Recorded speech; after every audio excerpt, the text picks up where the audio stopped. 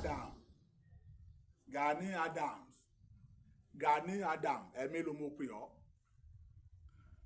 ó jí ní àbòsùn ilé ló wà ní àbókò Gani Adams ó dójú ti gbogbo ìran Yorùbá pátá kì í sì wọ́n la fi jàre ọ̀nà kakanfò ní àfi ó jàre ọ̀nà kakanfò ó wà lè gbádìí yẹ Gani Adams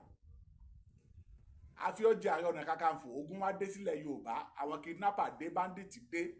wọ́n pa wá lọ́mọ wọ́n kó wa léèyàn àwọn Fúlàní fogun jà wá ó wá sápamọ́ ààrẹ ọ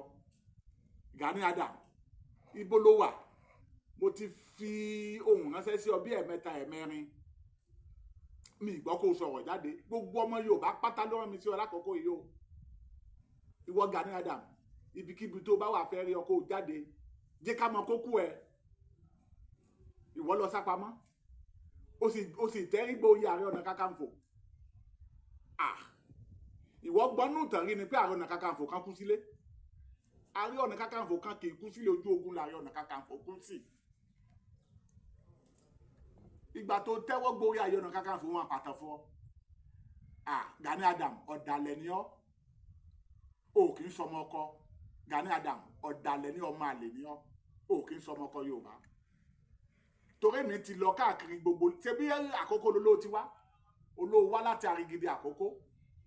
wọ́n sì fọ́ sílẹ̀ wọ́n fi ọjọ́ Ààrẹ Ọ̀nà Kakanfò èmi sì ti lọ káàkiri gbogbo ilé àkókò pátá mo dé Ìkàrẹ́ àkókò mo dé Ọ̀kà àkókò mo dé Ìhùn àkókò mo dé Súpárì mo dé Ẹ̀mẹ̀jì àkókò mo dé Àrigidi tó ti wá mo ti lọ bá àwọn ìyá wa àwọn bàbá wa ń bẹ̀ ọmọ tẹ́ ẹ fà sílẹ̀ fún Ààrẹ Ọ̀nà Kakanfò ló ń dójú tìran Yorùbá ṣe ló ń sápamọ́ àgbúrò ẹ̀ńgbà tó gún dé àwọn bàbá sì sọ fún ipò òkè ń sọmọ àwọn wọn lọ máa lè ní ọ Gani Adams Gani Adams wọn lò kì í sọmọ àkókò wọn lọ mọ Nupe ní ọpẹ Nupe ló ti wá wọn ní Nupe Niger State ló ti wá wọn ló kó oṣù ní bàbá àtìyẹ wa dá lákòókò Lágídí àkókò wọn ló kó oṣù lẹ wá dá ibẹ̀ wọn sì bí wọ sí ló fi wá ń claim kọmọ àkókò ni ọ ló fi wá tẹrí gba orí oyè Ààrẹ Ọ̀nà Kakanfò ńlẹ̀ Yorùbá ó mọ túmọ̀ Ààrẹ Ọ̀nà Kakanfò ni aṣíwájú ogun ńlẹ̀ Yorùbá l'Ààrẹ Ọ̀nà Kakanfò olóṣíwájú ogun náà ni ó sì kẹ́yìn ogun wá dé ìwọ wá sápamọ́ ààrẹ ọ gbogbo agbára lẹ Yorùbá àkọlé ọ lọ́wọ́ gẹ́gẹ́ bí Ààrẹ Ọ̀nà Kakanfò gbérí Ààrẹ Ọ̀nà Kakanfò wà lọ́wọ́ ẹ àpò mẹ́rìnlélógún ló wà lára ẹ agbára ní gbogbo ẹ àpò wà lọ́wọ́ ẹ ọfà wà lọ́wọ́ ẹ ìwòpé wà lọ́wọ́ ẹ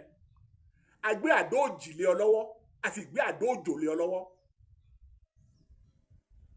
àdó táwọn bàbá tí Ààrẹ Ọ̀nà Kakanfò kọ́kọ́ lò tó fi jagun lẹ̀ Yorùbá nìyẹn àdó òjì àtàdó òjò owó ẹ̀ ló wà ó wá kó gbogbo agbára yòókù pamọ́ ó sápamọ́ nígbà tó gun dé ó yọjú ààrẹ ọ tó bá ti mọ̀ pé ò tó ṣe Gani Adams tó bá ti mọ̀ pé ò tó ṣe tètè kó sílẹ̀ fọmọ tó tó ṣe àti rí ẹni tó tó ṣe báyìí àti rí ọkàn lọ́mọ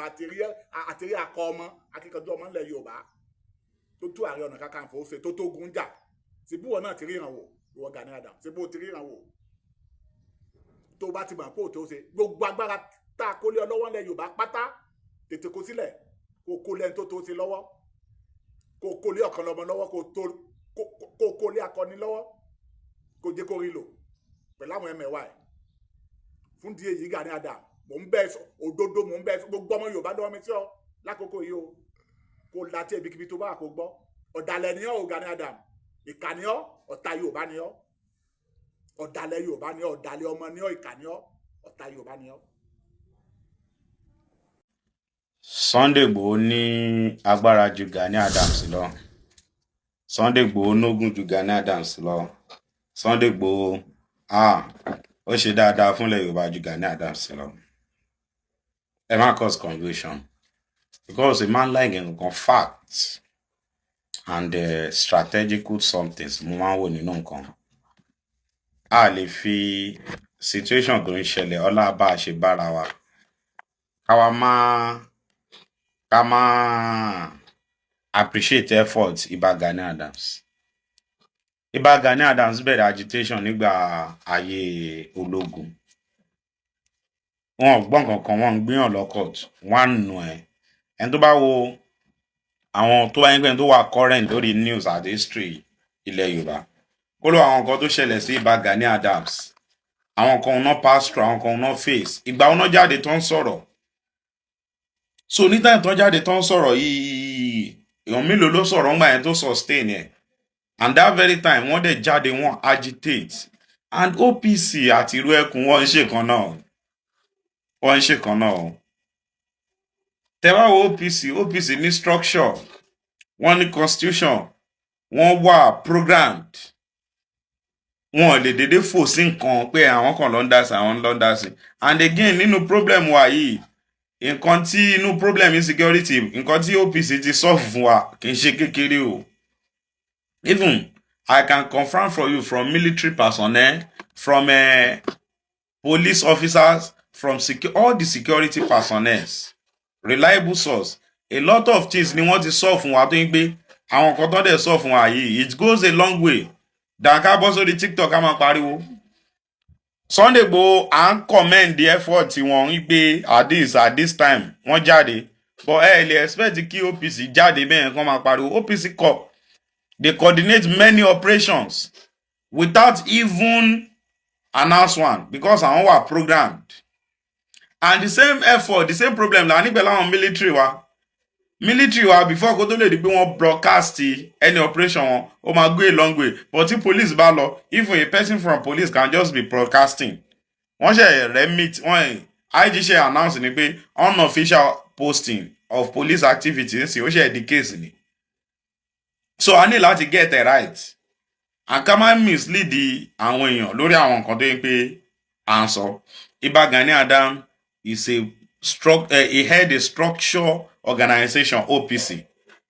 àwọn organization tó yẹ pé tá wá sọ pé Nàìjíríà lè ní àbílẹ̀ Yorùbá lè ní tá la lè pè tó lè jẹ́ jagunjagun àbí tó lè rí kíní Ìbà Gani Adams ni o gbogbo eléyìí tẹ́ ń sọ yìí Sunday Igboho àwọn èèlè but ẹ jẹ́ ká máa rọra máa fọgbọ́n ṣe o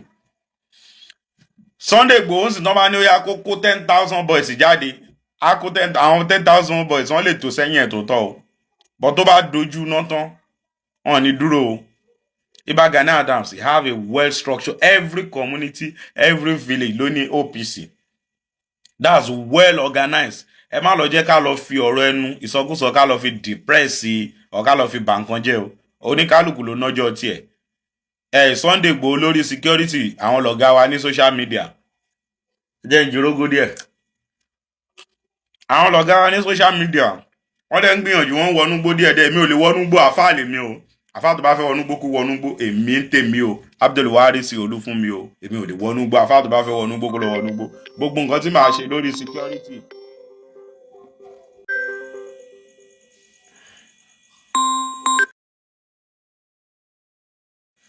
àfáà tó bá fẹ́ wọnú gbó kó continue kó máa lọ àfáà lè mi o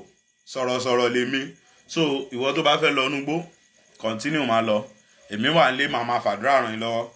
àṣekúlọ aláàfin àṣetàbá tí àdá fáwọn ọ̀tá yín sọ àwọn wà ń bí báyà ń lọ àwọn tó fẹ́ wọnú gbó náà ẹ má yẹ ká fi ẹnìkan ká fi bú ẹnìkan because wọ́n rí àwọn fídíòs kan àwọn kọ́mẹ̀ntì kan is abnormal ká máa fi Sunday Igboho compare Gani Adams ọ̀nà jìn síra wọn ká máa fi bàbá ká máa fi wé ká máa fọmọ wé bàbá ni so tá a bá dẹ̀ tètè sọ̀rọ̀ because a lot of people nígbà tó ní pé mo èèlì bá Sunday Igboho wọ́n ti sọ fún mi Gani Adams ṣe gangan ẹlòmíì pè mí gan no èmi láti kékeré mo ti ń gbọ́ news ni mo dẹ̀ ti ń follow trend the same thing happen láàrin Sowore àti VDM náà èmi máa ń follow trend and I don't used to be biased in something I give full analysis and proper assessment ìwọ tó bá dẹ̀ mọ̀ ń pé Sunday Igboho ti try ju Gani Adams lọ o lè debate mi o lè challenge mi màá fún ẹ more than 300 achievements of OPC in every community of Yoruba land. Every community of Yoruba land. Even ládùúgbò àṣà bí mo yín bá yín sọ̀rọ̀ ìkóníkálùkù wà àdúgbò ẹ̀ kó lọ owó iṣẹ́ táwọn OPC ń ṣe lóòótọ́ àwọn atrocities kan ṣẹlẹ̀ láàrin àwọn OPC and bóyá ìṣẹ̀lẹ̀ náà ọlọ́pàá nìyẹn bóyá ìṣẹ̀lẹ̀ inú sójà nìyẹn bóyá ìṣẹ̀lẹ̀ inú immigration nìyẹn bóyá ìṣẹ̀lẹ̀ everywhere nìyẹn anybody tó bá ti ní access sófin ọ̀tún yẹn gbé enforcement ni báwọn náà ṣe máa ń ṣe nìyẹn but achievement wọn pọ̀ ju iṣẹ́ ẹbí wọn lọ help tán dẹ̀ ṣe fún wa pọ̀ ju kíní wọn lọ so anybody máa ma fi Gani Adams dá ẹ comment Gani Adams kẹ comment Sunday Igboho And Sunday Igboho is doing his own in form of agitation, in form of social media stuff. Ó yàtọ̀ síra wọn. Ẹ lè fi structure organizations ẹ̀ wá wo ibà Gani Adams, wọ́n wá gbé wọn, wá wo they coordinate many operations without even broadcasting, which I witnessed part of it.